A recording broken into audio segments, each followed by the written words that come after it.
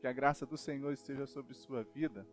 Estamos mais uma vez reunidos juntos em espírito, pedindo que o Senhor possa encher o seu coração neste momento em que nós estamos aqui.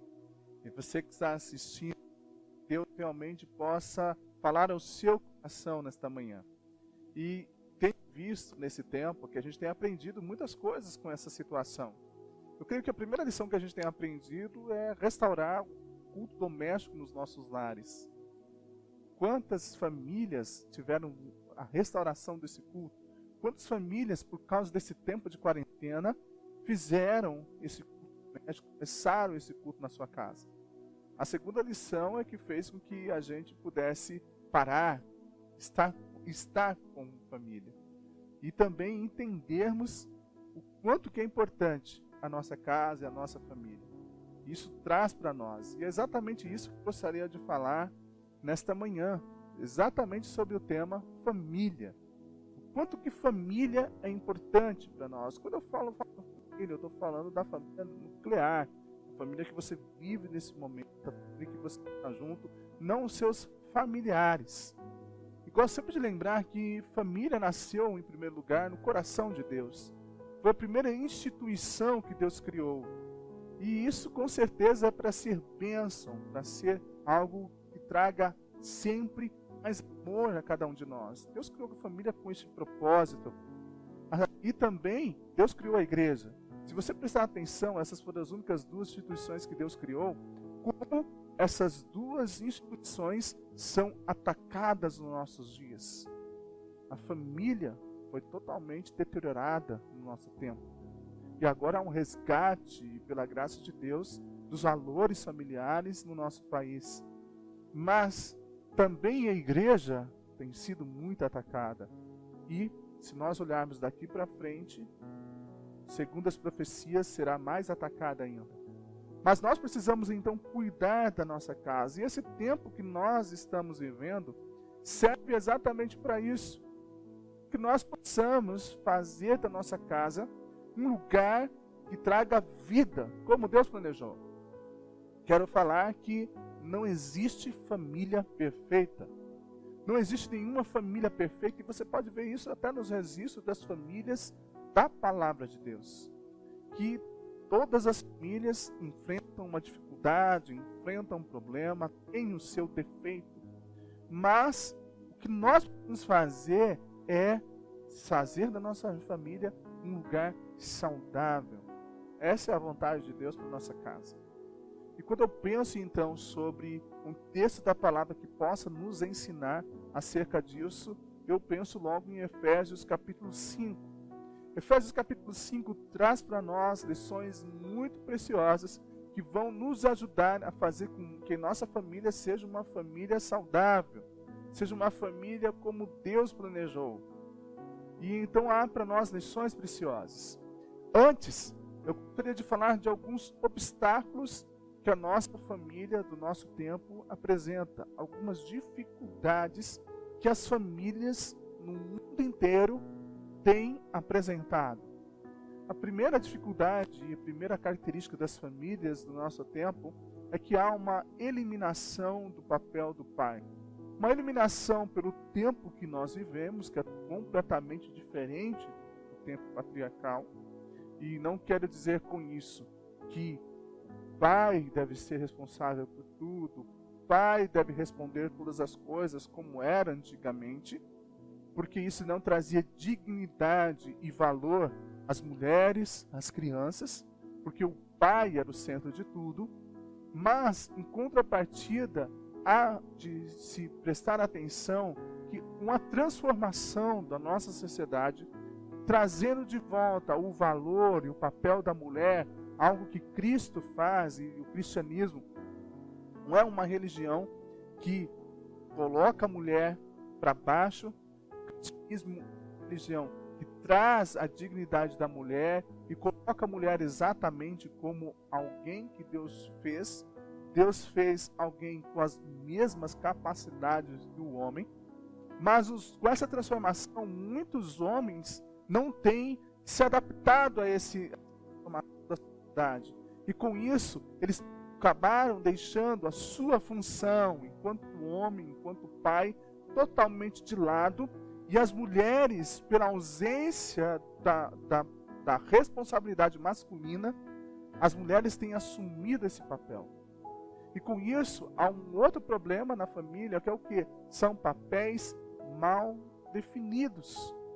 Um faz a função do outro, não se sabe qual a responsabilidade de cada um dentro da casa, qual é o papel que se espera de um pai, que se espera de uma mãe, de um irmão, de um filho, e isso não se há tarefas distribuídas dentro da casa, e esses papéis mal definidos acabam trazendo dificuldade para casa. Um outro problema que também nós podemos observar que as famílias têm enfrentado é o naufrágio da autoridade. Eu lembro de uma palestra que estava assistindo do Mário Sérgio Cortella, falando exatamente sobre o naufrágio da autoridade, em que Cortella diz o seguinte: antigamente, para a gente prestar atenção como a autoridade dos pais tem se perdido, quando chegava-se, por exemplo, num ambiente, num lugar onde tinha as opções de alimentação, se é um jantar, se é um lanche, se é uma outra coisa para comer, o pai chegava e dizia o seguinte: nós vamos comer em tal lugar. A mãe dizia: nós vamos comer naquele lugar. Hoje, são os filhos que tomam essa decisão. Os filhos é que dizem ao pai o que deve ser e o que não deve ser. Isso demonstra o quanto que a autoridade se perdeu no nosso tempo. O resultado, nós podemos perceber isso nos outros ambientes da nossa sociedade. Tudo porque não há autoridade. O naufrágio da autoridade se torna um lugar sem limites. E nós precisamos, então, entender que isso tem sido uma dificuldade. Collins acrescenta ainda os fatores da crise familiar. Collins vai dizer o seguinte, que a falta de comunicação entre as famílias. Quantas famílias estão tendo problemas porque estão em casa, todo mundo junto? Dificuldade, não há conversa, não há assunto, não se cria ambiente para que se tenha uma comunicação saudável. Estava vendo um programa semana passada sobre a crise dessa pandemia que nós estamos enfrentando. O resultado que nossas famílias estão ficando em casa, com a falta de comunicação, gerou alguns problemas nos ambientes da família na China. Na China, percebeu um aumento de divórcio. Era para ser totalmente ao contrário. Agora que nós não estamos trabalhando, não temos tantas atividades, vamos aumentar o nosso relacionamento, vamos ter mais tempo para falar. Não estão conseguindo ter conversa. Por quê? Porque há uma falta de comunicação na casa. Muitas atividades que eram feitas, um trabalhava, estudava, fazia hora extra, as crianças em tudo quanto é atividade, escola, balé, judô, futebol, inglês, o dia inteiro fora. Chegar a casa só para comer, mal comem juntos, dormir, era isso que se tinha, então não havia conversa, então ia tudo muito tranquilo. Agora, quando todas as atividades acabaram, está todo mundo em casa, não se tem diálogo, não se sabe o que deve conversar. Eu recebi no WhatsApp uma mensagem, aquela tiragem que a gente recebe, mensagem do WhatsApp, que dizia o seguinte: olha, nesse tempo de pandemia, eu estou aqui conversando com a minha esposa e ela parece ser uma pessoa muito legal, muito bacana. Uma pessoa dizendo o seguinte: olha, a gente não tinha tempo para conversar, e agora nós temos tempo para conversar. Mas será que a sua família tem enfrentado esse grande problema?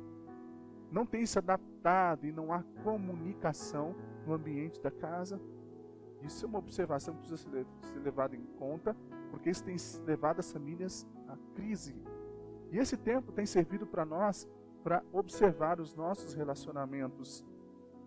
Uma outra função que a gente percebe que também tem atrapalhado a família é a falta de comprometimento. Como as famílias não têm tido comprometimento um com o outro. Há compromisso com o amigo, há compromisso com o trabalho, com a igreja, com o pastor, com outras pessoas, mas não se tem comprometimento com a família. Não há aquele compromisso, dizer o seguinte: olha, eu faço parte desse lugar, então eu tenho que contribuir com esse lugar. O que é que eu posso fazer com esse lugar? O que é que eu posso ajudar nessa casa? Se perdeu. Por quê? Porque as pessoas têm comprometimento com outras coisas, menos com a sua família. Esses são os pontos da crise da família que nós enfrentamos no nosso tempo. Mas essa não é a vontade de Deus para cada um de nós. A vontade de Deus é que nossas famílias sejam famílias saudáveis, sejam famílias que inspiram, sejam famílias que trazem para nós paz, trazem para nós alegria. E como podemos ser famílias que abençoam um ao outro, os que fazem parte daquela casa? Como é que a gente pode abençoar então a nossa família? Eu encontro então, como já mencionei, no texto de Efésios capítulo 5. O texto de Efésios capítulo 5, depois eu vou recomendar que você faça a leitura desse texto. Cartas a Efésios é um livro que o apóstolo Paulo escreve no momento em que ele está preso, uma das suas cartas da prisão.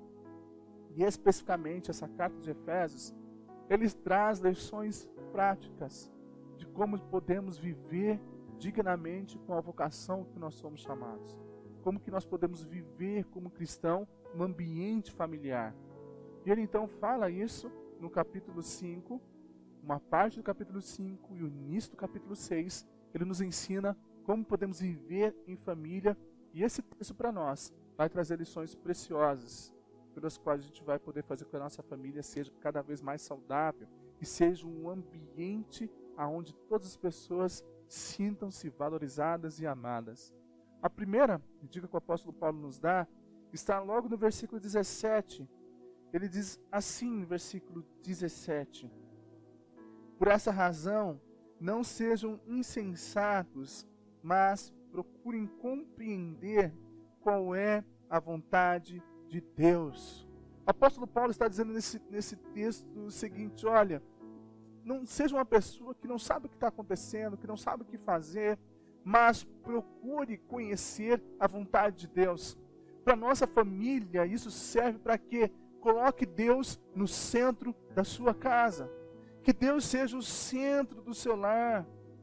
Que é o que você tem aprendido na sua casa, você tem aprendido na sua família, o que acerca de Deus, o que você tem passado para os seus filhos acerca de quem é Deus, se Ele é um Deus de verdade, se é um Deus bom para servir, o que é que os seus filhos têm aprendido na sua casa acerca de Deus, que Ele deve ser o centro da nossa casa, ou que existem outras coisas mais importantes. O trabalho é mais importante, o estudo é mais importante, as nossas atividades são mais importantes, ou você tem ensinado ao seu filho que Deus deve ser o centro do seu lar.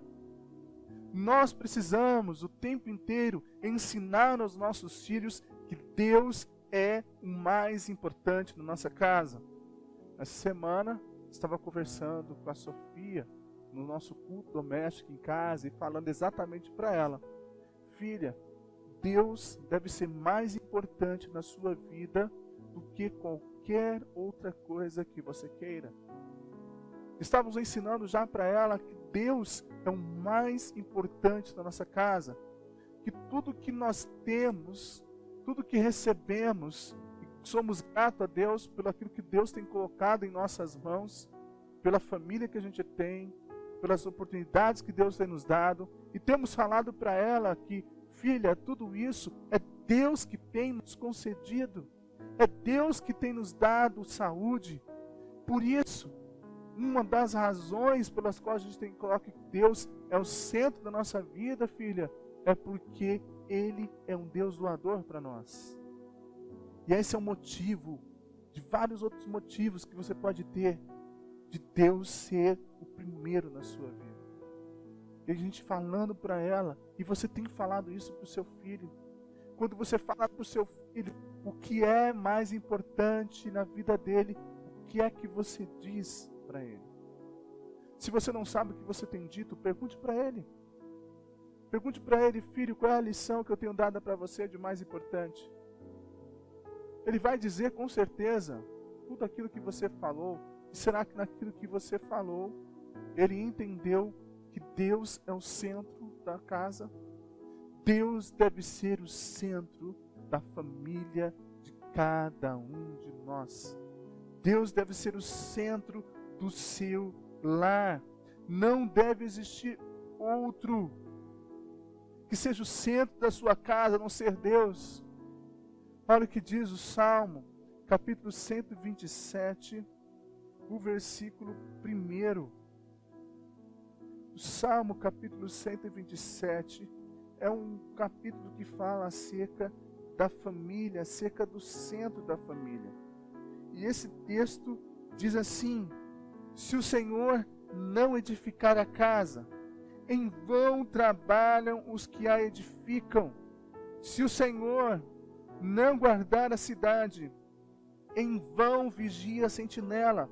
Será inútil levantar de madrugada, dormir tarde, comer o pão que se conseguiram com tanto esforço.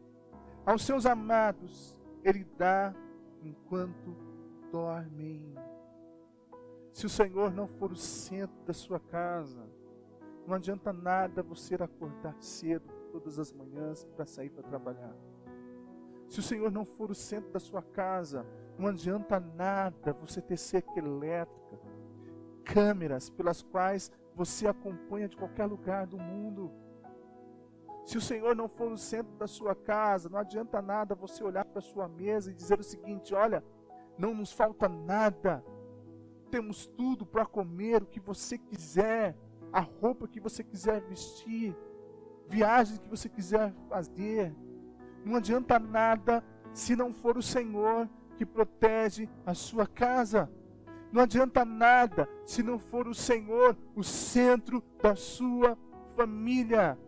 Se Deus não for o centro da sua família, não serviu de nada todo o seu esforço para manter a sua família. Por isso é muito importante que Deus seja o centro do seu lar. Que você busque conhecer a vontade de Deus para sua casa. Isso significa que você precisa continuar abençoando sua casa com o culto doméstico, com a leitura da palavra de Deus em família. Se você ainda não faz isso, é muito simples você fazer um culto doméstico. Você pode, hoje a gente tem o YouTube, tem um monte de situações, você pode colocar uma música. Se você toca violão, tem instrumentos na sua casa, escolha uma música de edificação para louvar o Senhor. Cante uma canção com a sua família. Leia um texto da palavra de Deus, escolha um trecho da palavra de Deus, leia junto com a sua família e depois orem um pelo outro. Coloque motivos de oração nesse momento. Assim é o culto doméstico. Algo que não vai mais que 15 minutos, mas é algo que demonstra que o Senhor está sendo o centro da sua casa. Vocês podem ter tudo na família, mas se não ter um momento que cultue a Deus, Deus não é o centro da sua casa. Mas um momento que você busque o Senhor. Busque o Senhor e a sua vontade. Não que você coloque esse tempo, esse culto doméstico, para que a sua casa possa ser abençoada. Não, mas que você busque o Senhor em primeiro lugar. Busque o Senhor acima de todas as coisas. Busque o Senhor, que Deus seja o centro da sua casa. Outra lição que esse texto demonstra para nós é: precisamos alimentar e cuidar uns dos outros.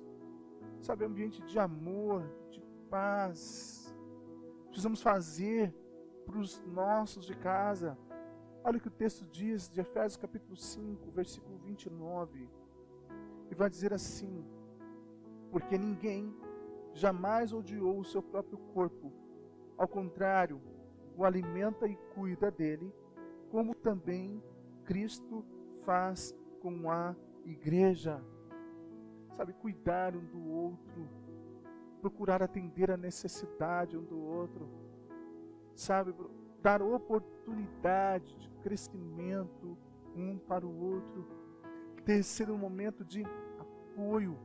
Esse alimento, essa questão de alimentar, eu não estou falando só do sustento, da comida. Trago comida para casa, talvez muitos homens possam dizer: eu saio para trabalhar, sou eu que trago o alimento da casa, então pronto, não preciso fazer mais nada. Não, não é só isso. Como eu tenho falado, isso é obrigação nossa. com papéis de pais que trazem para sua casa proteção, sustento, mas também nós devemos procurar saber a necessidade de cada um da casa, o que estão precisando, quais são os sonhos, sabe, demonstrar cuidado, afeto, abraço, carinho, não só um momento de disciplina, que muitas vezes é necessário isso, mas é necessário também que haja demonstração de amor, de abraços, de estar juntos, de demonstrar cuidado um pelo outro.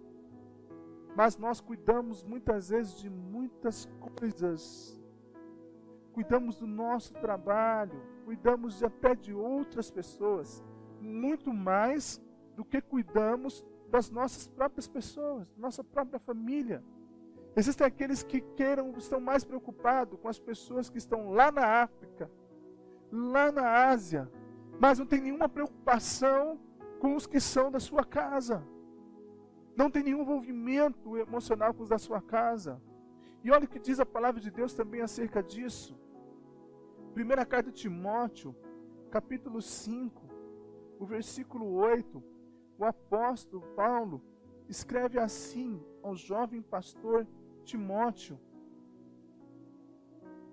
se alguém não tem cuidado dos seus, e especialmente dos da própria casa, esse negou a fé e é pior que o descrente. Para muitos que estão assistindo nesse momento, tem sido uma boa cacetada. Queremos pregar o Evangelho das pessoas que nós conhecemos, que não conhecem Jesus Cristo ainda. Saímos de casa e não ficamos tempo com a nossa casa e queremos ganhar o mundo para Jesus, mas não demos tempo para a nossa família. Uma das grandes preocupações que eu tenho, claro que está no meu coração como pastor, ganhar pessoas para Jesus Cristo. Eu quero fazer discípulos para Jesus. Mas essa tarefa que Deus me deu não é maior do que a tarefa que Deus me deu de cuidar da Ana Paula, da Sofia e do Samuel. Essa é a tarefa principal de Deus na minha vida. Antes de eu ser pastor da primeira igreja batista de Rolim de Moura, Deus me chamou para ser pastor da minha família, de cuidar, de zelar, de proteger, de apoiar, de demonstrar amor para cada um deles. E se eu não faço isso, se eu não tenho essa tarefa, e eu então estou buscando outras pessoas, e estou ganhando pessoas para Jesus, batizando pessoas, a igreja está crescendo, está lotada, precisando construir, fazer uma nova igreja para mais pessoas, e não estou cuidando da minha casa, estou só cuidando dos outros, o texto afirma que eu sou pior do que uma pessoa que não conhece a Deus, que não tem nenhum compromisso com a fé que eu professo. Porque em primeiro lugar, eu preciso cuidar dos da própria minha casa. Eu preciso dar a eles proteção, cuidado. Eu preciso atender às necessidades deles. Assim você deve ser na sua casa. E muitas vezes, no ministério pastoral, nós esquecemos desse detalhe. Muitas famílias e pastores têm se perdido porque muitos pastores têm colocado na frente a sua igreja, o seu ministério, e se esquecendo da sua casa, da sua família. Talvez você é pastor que está me ouvindo. Será que você também tem feito isso, esquecido da sua família e cuidado mais do seu ministério? Como pastores, como servos de Deus, precisamos cuidar e proteger a nossa casa, a nossa família. Para você que é pastor, proteja a sua casa, proteja a sua família. Cuide da sua casa. Dê ambiente de proteção para a sua casa. Assim você também, envolvido com o seu trabalho, com os seus negócios, com a sua empresa. Mas quanto tempo você tem passado com seus filhos, com a sua esposa? Eu vejo esse tempo também de pandemia, irmãos, como pausa de Deus para muitos servos dele. Tem esquecido as famílias de lado. Eu vi um vídeo da pastora Valnice Milhomes e achei muito interessante aquele vídeo dela, onde ela diz que esse tempo tem servido para nós, para voltarmos para a nossa família, para voltarmos porque é mais importante, são os da nossa própria casa. E ela tem toda a razão em relação a isso, porque está de acordo com a palavra de Deus, com o texto que nós acabamos de ler de Timóteo. Cuide da sua família, dê a eles proteção e cuidado. Terceira lição que esse texto nos ensina: nós devemos criar então um ambiente de graça, sabe, um ambiente de alegria, um ambiente de paz, um ambiente onde as pessoas crescem, um ambiente onde há espaço para as pessoas poderem confessar os erros, onde as pessoas são livres para falar aquilo que estão sentindo, e são sim acolhidas, perdoadas. Graça também tem disciplina, tem ensino, mas tudo é feito não na raiva, mas tudo é feito no amor, na compreensão, no ensino da palavra.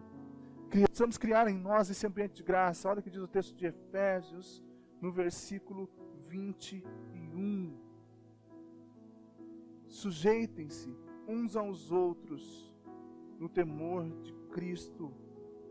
E depois também, ele vai dizer no versículo 19, falando entre vocês com salmos, hinos e cânticos espirituais, cantando e louvando com o coração ao Senhor. O que Deus está dizendo é o seguinte: olha, é um ambiente de graça, gente, é um ambiente onde há cântico, onde há palavra de Deus, onde há amor, onde há união. Esse ambiente que toda família deve criar em sua casa. As famílias não devem criar em sua casa um lugar de confusão, um lugar de briga, um lugar onde a graça de Deus não é manifestada. Quantas famílias vivem na falta de perdão? Quantas famílias vivem com amargura no coração? Não há como criar um ambiente de graça, um ambiente de amor, em cima de casais que não se perdoam, em cima de pais que não perdoam filhos, filhos que carregam a amargura do pai, filhos que são culpados pelos pais, pais que são culpados pelos filhos. Não existe ambiente de graça e de amor que possa desenvolver num lugar como esse. Mas no lugar, assim aonde há esse lugar na presença de Deus, assim como nós podemos chegar diante de Deus e podemos ali encontrar um Deus pronto para nos ouvir, pronto para nos perdoar, pronto para nos dar uma nova chance e nos ensinar a viver. Esse é o ambiente da graça, esse é o ambiente que a sua família deve construir a cada dia. E é isso que Deus espera de cada um de nós. Como tem sido o ambiente da sua casa? Sabe, eu lembro de uma parábola de Jesus Cristo. A parábola de Jesus Cristo, quando ele conta sobre o filho pródigo. Uma das coisas que mais impressiona nessa parábola, acerca de lições que nós podemos ter para a família. Essa é uma outra mensagem que eu costumo pregar sobre família. Mas eu quero falar somente uma questão que me chama a atenção naquele texto. Exatamente quando o filho está ali, totalmente sem dinheiro, comendo o pior que ele poderia comer em toda a sua vida, sendo humilhado, maltratado, porque para um judeu não podia se aproximar de porcos. Imagina comer a comida do porco. Você consegue imaginar esse estado daquela pessoa? Totalmente humilhada, totalmente maltratada. Mas é naquela situação em que o filho tem uma boa lembrança de um ambiente de graça.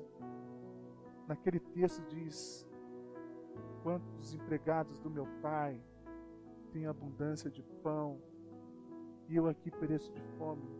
É a lembrança daquele filho naquela parábola. Se aquela casa, irmãos, não tivesse um ambiente de graça, não haveria esse registro na memória desse filho. Se aquela casa não fosse uma casa abençoadora, esse filho não lembraria até de como os empregados eram bem tratados. E ele entendia que a casa dele era uma casa tão cheia de graça, que ele nem pediu para voltar para ser como filho. Ele disse: pai, eu quero ser um empregado seu, não precisa me tratar como filho, eu quero ser como um empregado seu. Porque ele lembrou o quanto que graciosa era aquela família. Será que se você, ou uma pessoa sair da sua casa, quais são as lembranças que se tem? Será que vai querer retornar para o ambiente da família? Ou será que vai querer viver afastado da sua casa? Se o desejo é viver afastado, é porque na sua família não tem se criado um ambiente de graça. Mas a partir dessa manhã você pode começar a viver no ambiente da graça. Crie esse ambiente da graça, um lugar de confissão, um lugar de amor, um lugar de perdão, um lugar de alegria. Festeje na sua casa. Tenha motivos de festa. Hoje pela manhã, antes de gravar esse vídeo, eu estava com a Sofia, a gente fazendo as atividades dela do dia. Ela pegou e falou o seguinte: pai, eu quero dar uma sugestão. Eu falei: sim, filha, dê a sugestão. Pai, coloque aí uma festa. Nesse tempo de quarentena, a gente tem um dia de festa, só nosso. Vamos fazer um bolinho aqui, vai ali no Irmão Gonçalves, é um supermercado aqui no nosso município de Conim de Moura. Vai ali no Irmão Gonçalves, compra ali uns salgadinhos e a gente aqui faz uma festa, vamos fazer uma festa. Eu falei: sim, filha, vamos fazer então essa festa. Porque família deve ser um lugar também para festejar, não somente nos aniversários, mas ter comemorações, alegria. Quanto que é importante, isso cria um ambiente de graça na sua casa. Crie esse ambiente de graça na sua casa. Diz o texto ainda da palavra de Deus em Colossenses, capítulo 3, versículo 12 a 14. Diz assim o apóstolo Paulo aos Colossenses: portanto, como eleitos de Deus, santos e amados, revistam-se de profunda compaixão, de bondade, de humildade, de mansidão e de paciência. Suportem-se uns aos outros e perdoem-se mutuamente, caso alguém tenha motivo de queixa contra outra pessoa. Assim como o Senhor perdoou vocês, perdoem também uns aos outros. Acima de tudo isso, porém, esteja o amor, que é o vínculo da perfeição. Que a paz de Cristo seja o hábito no coração de vocês, pois foi para essa paz que vocês foram chamados em um só corpo, e sejam agradecidos. Ambiente de graça tem apoio, amor, perdão e paz. Essas são as qualidades de uma família que tem criado esse ambiente da graça. Crie esse ambiente da graça na sua família. Crie esse lugar aonde todos desejam estar. Mas quando for necessário sair, que é o casamento, que ficou na memória, são os momentos de graça, o ambiente da graça, que vai fazer com que com o seu filho crie, na família que ele vai criar, mais um ambiente de graça. E assim que a gente tem na nossa família, não são as coisas ruins, mas o que nós temos na nossa família são graça e paz, vivendo a cada dia. Que a sua família, minha oração é que a sua família seja uma família saudável, que as nossas famílias sejam famílias saudáveis. Isso vai começar a acontecer quando Deus for o centro da nossa casa, quando você começar a alimentar e cuidar uns dos outros, e quando você criar o ambiente de graça na sua família.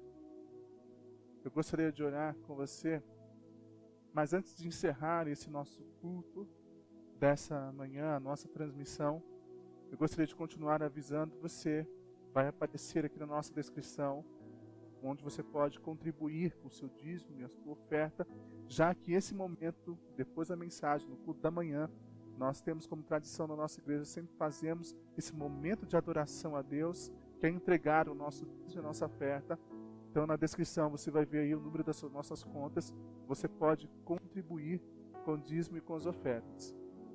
enquanto nós tivermos o decreto falando que nós não podemos nos reunir como igreja, continuaremos a manter o nosso cultos online e as nossas lives e os vídeos de edificação e áudios para a sua família.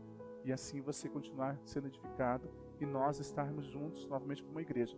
Quando o Ministério da Saúde Federal e também os nossos governantes estaduais e municipais liberarem a nossa reunião, para que a gente possa sim reunir sem que haja nenhuma dificuldade para os grupos de risco, a gente vai continuar então a nos reunir novamente no nosso físico, no nosso local, no nosso endereço. Tenho certeza que você está ansioso por isso. Eu também estou, de poder rever os irmãos, de abraçá-los, de poder cumprimentar, mas enquanto isso não acontece, então se sinta abraçado virtualmente pelo pastor. Tenho orado pela sua vida, quero pedir que você continue orando por essa situação. Eu entendo que isso só muda com um milagre do Senhor sobre este mundo. Então que você ore por esse milagre, que nós possamos continuar orando, para que não se tenha nenhum infectado, para que Deus manifeste a cura e haja cura desse vírus que tem causado esse transtorno no mundo. E também quero pedir que você ore para que a economia do nosso país ela não se perca, para que não tenha mais nenhum desempregado, para que a nossa economia volte a crescer e as famílias possam ser abençoadas. Isso nós sabemos que só podemos ter da parte de Deus. Só Deus para mudar a situação. Então eu gostaria agora de orar com você. Baixe sua cabeça, feche seus olhos, vamos orar. Pai, em nome de Jesus, nós queremos pedir em primeiro lugar pelas nossas famílias.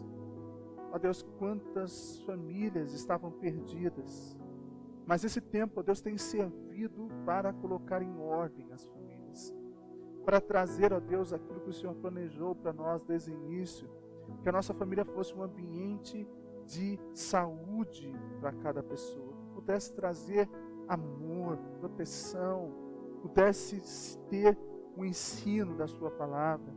Então, ó Deus, que a cada dia possamos fazer na nossa família um lugar para o Senhor. Que o Senhor seja o centro da nossa casa. Que possamos, ó Deus, sim, ter a nossa função de alimentar, cuidar e amar um ao outro. E que a nossa família seja um ambiente da manifestação da sua graça, para que através desse ambiente todos possam querer mais o Senhor. E queremos continuar a suplicar por essa pandemia, por esse vírus que tem assolado o mundo. Pedimos tua misericórdia, Senhor. Pedimos a tua intervenção. Ó Deus, temos orado cada dia para que o Senhor cure, para que o Senhor não permita que mais pessoas sejam infectadas, para que o Senhor não permita que tenha mais óbitos. Em nome de Jesus, ó Deus, nós pedimos o milagre do Senhor, para que o Senhor possa fazer com que esse vírus seja eliminado do mundo, Pai. Tem misericórdia de nós, Senhor. Nós suplicamos no teu amor, em nome de Jesus. Amém. Amém. Se você que tem acompanhado os nossos vídeos durante esse tempo, Deus tem falado ao seu coração e você deseja entregar sua vida para Jesus Cristo, você pode falar conosco. Na descrição ali tem o nosso e-mail, tem o nosso telefone. Você pode encontrar em contato com a gente. Nós queremos abençoar a sua vida, orientando como deve ser sua caminhada com Jesus.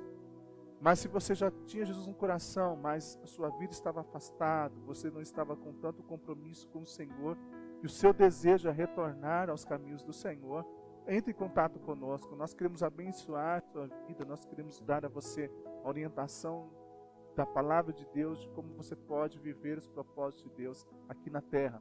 Porque essa é a nossa missão como igreja.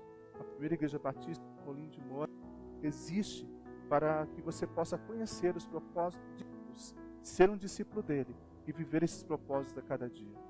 Que Deus abençoe sua vida e nos vemos no nosso próximo encontro, no nome de Jesus. Amém.